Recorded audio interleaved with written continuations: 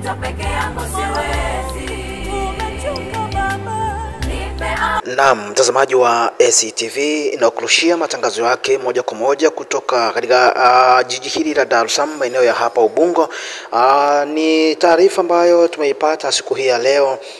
Ni taarifa ya kusikitisha, taarifa ya kuondokewa na kiongozi wetu, mtumishi wa Mungu, mchungaji Samson Kameta, ambaye ni kaka wa Askofu Dr. Lawrence Kameta. Taarifa ambayo imetolewa na katibu mkuu wa kanisa la Tanzania Assemblies of God, Reverend Joseph Gabriel Marwa, na katika taarifa yake amesema namna hii: kwa masikitiko makubwa, katibu mkuu wa kanisa la Tanzania Assemblies of God Reverend Joseph Gabriel Marwa anasikitika kutangaza kifo cha Reverend Dr. Samson Kameta, aliyekuwa mchungaji wa kanisa la TAG Tandika Magorofani jijini Dar es Salaam, lakini pia makamu askofu wa jimbo la Mashariki Kusini.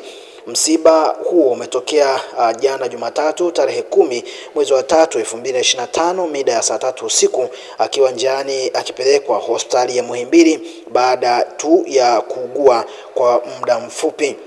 Ibada ya mazishi itafanyika siku ya Alhamisi tarehe 13 mwezi wa 10 2025 nyumbani kwa marehemu Temeke Mwisho, mtaa wa Mkurangabii, kuanzia majira ya saa 5 adhuhuri. Ni taarifa hiyo ambayo imetolewa na katibu mkuu wa kanisa letu la Tanzania Assemblies of God Reverend Joseph Gabriel Marwa, kufuatia msiba huo mkubwa ambao umelipata jimbo la Mashariki Kusini ambalo liko chini ya mtumishi wa Mungu Victor Tawete. Na ni kukumbusha tu kwamba makamu Samson Kameta amechaguliwa katika mkutano wa wachungaji ambao umemalizika